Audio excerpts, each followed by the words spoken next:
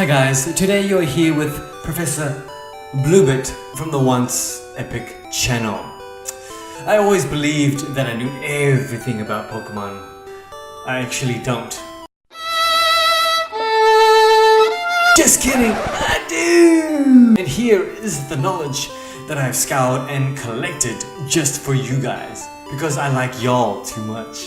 This is a mini info series about these amazing and wonderful creatures that I admire most. These are the theories, facts and questions that have plagued my mind. But now I have answers. And these answers have blown my mind. Squirtle, squirtle. First up, what happens to Pokemon left inside a Pokeball for a long time? Good question. It's not a normal question that is usually asked, but it's quite an interesting thought. It is believed that since Pokemon can be transferred around within a Pokeball, then to a PC box to be stored, they are data. Think Digimon, but better.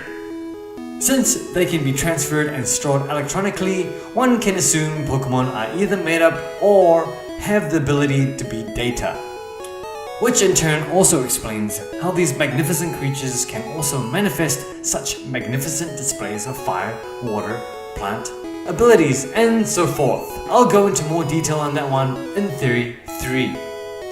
So like real data, if left for a long period of time, it could have the off chance of being corrupted. And if you're thinking, what if Pokemon were real? Pokemon are real.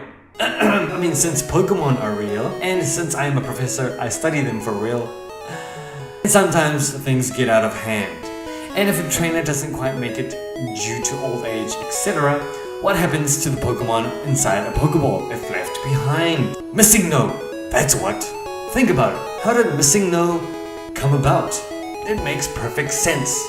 Corrupted data. I'll leave you with this.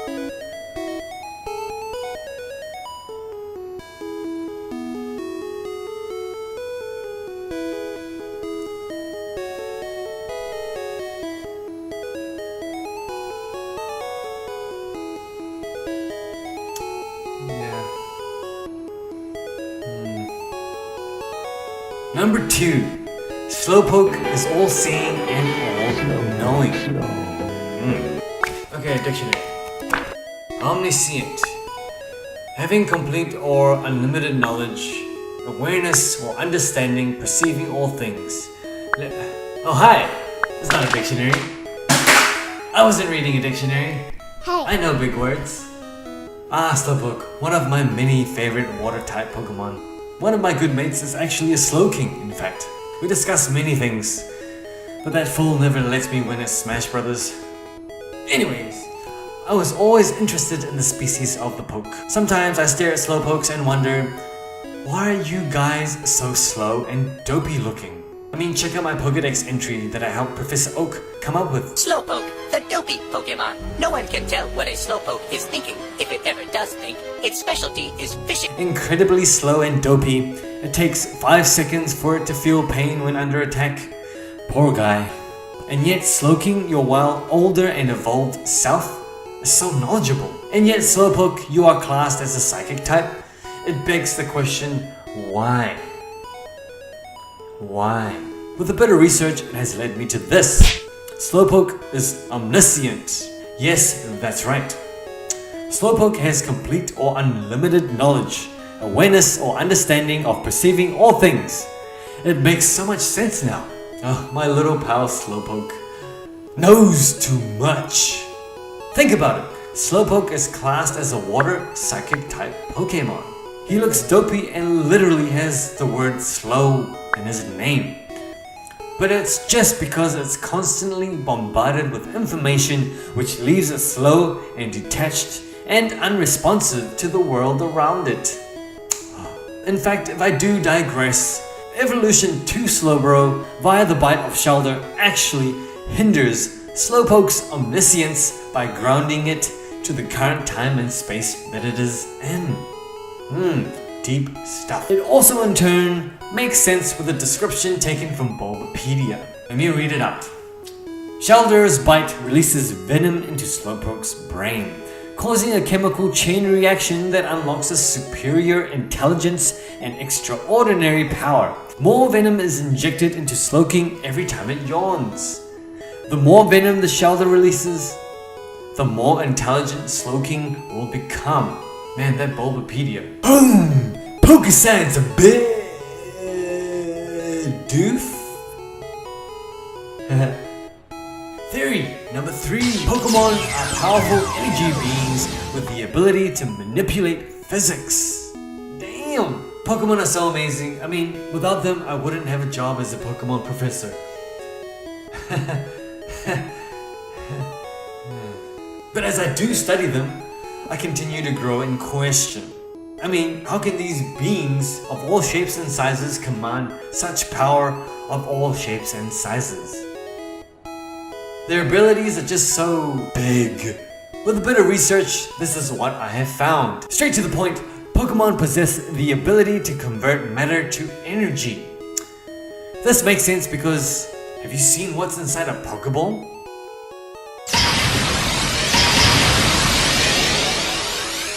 No, not that one. The one with the mirrors. Yeah, that one. Yes, that one. So here's the theory.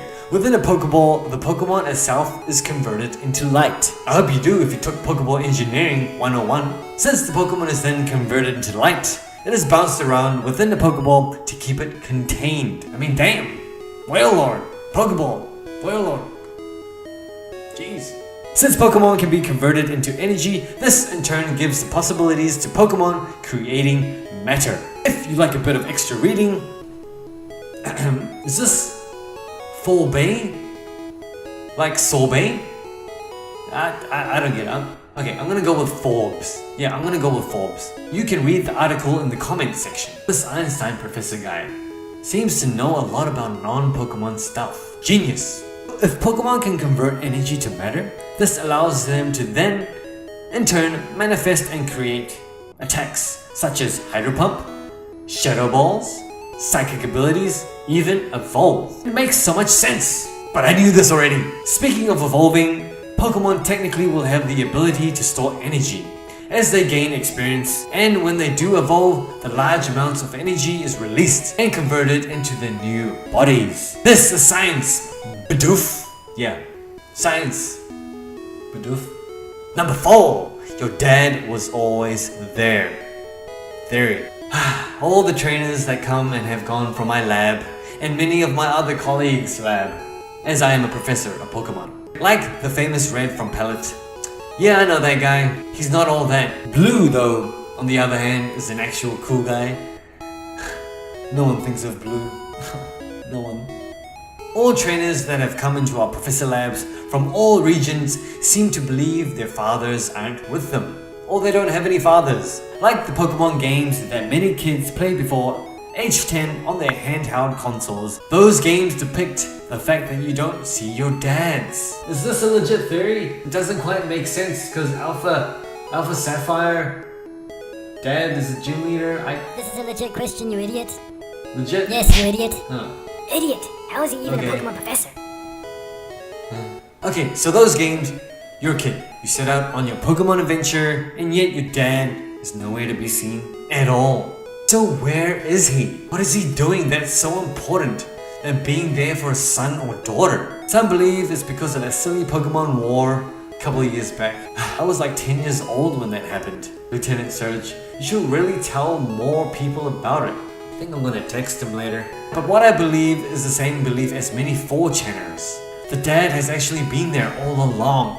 He is the gym guide. Yes, you heard right.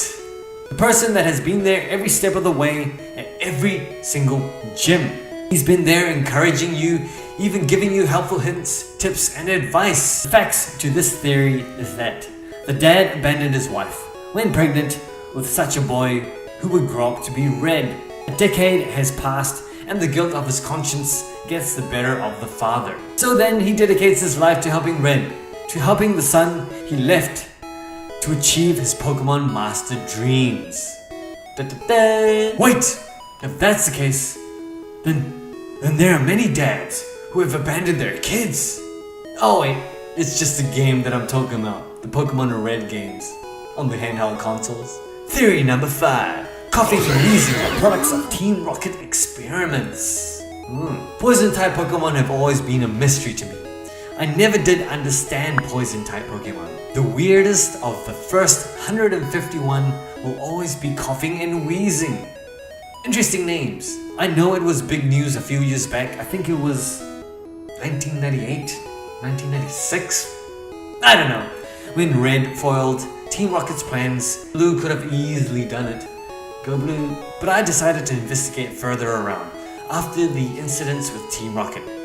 And what I have found is some weird documents. Here is the said information that I have found. Ching. Team Rocket were apparently trying to create or conjure up ghost-type Pokemon. But for them to do this, they would first off create them in their gaseous forms. Ryan Ghastly. But as you know, Team Rocket hasn't always had a good track record for completing things. In a recent news report, James and Jesse and Meowth are flying off somewhere still on some random incident. I don't even know. Info as to where they are found explains this theory. The Pokemon Mansion, an abandoned laboratory from the Red and Blue days, they don't seem to be found anywhere else in Kanto region, which leads to suggest they were created there and then later on floated across to other regions. The skull and crossbones displayed on coughing is the symbol for poison. And the symbol for poison is a human creation.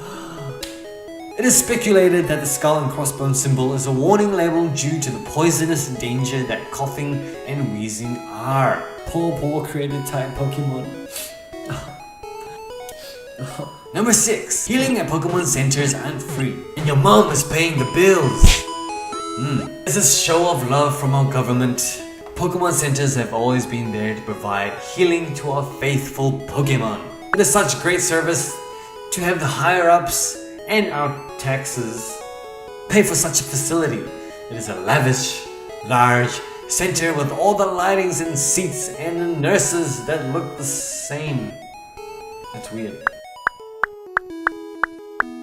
But what if Pokemon centers aren't free to heal your Pokemon? Every time you decide to heal a 1 HP scratch damage, who pays the bills? Your mother. That's who. It's too damn good to be true. Free healing. Pokemon centers. Weird clones of nurses. Yeah. So here's the theory.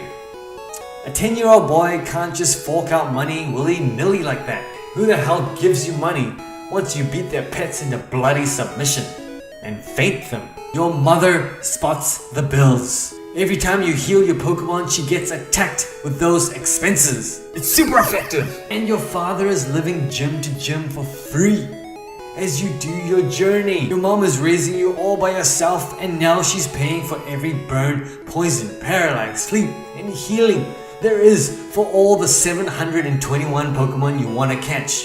Do you feel bad now? She is just wanting you to be a 10-year-old, all happy in the wide world of dangerous creatures that can physically create matter and possibly kill you. Don't go to the Pokemon Center. Your mom pays for the bills. And they're creating nurse clones. Freaky. Number 7. Pokemon evolve because they just want you to like them. I don't quite understand this theory, as I love all the Pokemon that I catch. They're technically just running around free range outside right now in the backyard. Aerodactyl! Stop trying to eat Baneri! Damn it! Lots of Pokemon evolve because of all the love, care, and friendship you give them as they journey with you through your Pokemon mastering goal of life. But there are some that can only evolve when you trade them. For example, Onix to Steelix or Machoke to Machamp. Lies! So really look into this theory. I'm gonna use Machamp here for example. Sweet, I understand. Small guy, lots of hard work and training equals bigger guy, lots of muscles. Cool. 2 things here that don't quite add up though. Number 1, Machoke evolves when traded. Number 2, Machamp has 4 arms. 4 arms? Why the heck would you need 4 arms for anything? Why would Machoke evolve into Machamp, which has 4 arms when specifically traded? Because it is to impress the new trainer, of course. Think about it, a Pokemon that has been with you since day one. Perhaps even egged out from level 1, journeyed with you, ate with you, battled with you, then evolved through all the effort and hard work, coupled with friendship and love. Wanted traded or traded! The info on this theory is that traded Pokemon, or even Pokemon evolution, is because they want you to like them. How would you feel if your parents raised you, fed you, taught you, loved you, traded? If you were the Pokemon and you were traded after all the time spent, wouldn't you want to impress your new trainer? You wouldn't want to go through that pain of getting traded again. Changing your genetic structure, defying laws of physics, evolving to something weird entirely, to be abandoned, to experience that pain again of having friendship and losing it. You would do anything to hold on to that. This theory seems somewhat plausible. But one thing I'm sure of though, it pulls at my heartstrings. These guys are called pocket monsters. But are they fit to be called monsters? Or are we? This is what I have for now. I will continue to do this info series for the theories and facts that I thought I had never even needed to know or thought I knew of. I hope you enjoyed the mind-blowing information as much as I've enjoyed researching it. I gotta get back to the lab and Pokemon research stuff. I mean, Mew 3 ain't gonna create itself. Or is it? Last but not least, I want to thank all these amazing minds and people who came up with these plausible and interesting facts and theories about Pokemon. I've put all the links of all the places that I have scoured and collected all information about all these theories and facts down below in the comment section. Check it out. And as always, this is Professor Bluebit from the Once Epic channel. Catch you next time on another info series of Pokemon facts and theories that you didn't know, that I knew, that I didn't know. Okay, I got my thinking cap on. Okay, I'm out.